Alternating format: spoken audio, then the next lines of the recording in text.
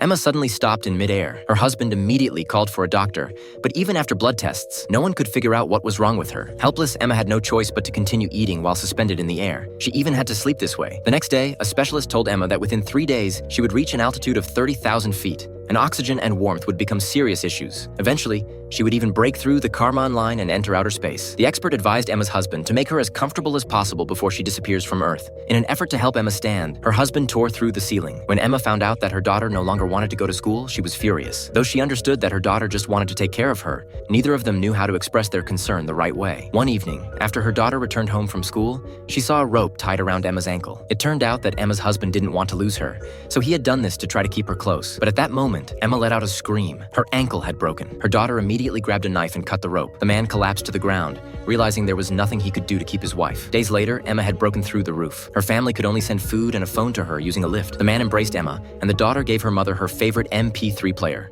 hoping the music would help relieve Emma's loneliness. At night, Emma put on all the clothes she could find to keep warm. She called her daughter, and every word was filled with concern for her. But when she tried to listen to music, the MP3 accidentally slipped from her hands. Helpless, Emma screamed in pain. Days later, Emma reached the edge of the Kármán line. She slowly removed her oxygen mask and called her family. When the phone rang, both her husband and daughter seemed to know what was happening. They rushed to answer the call.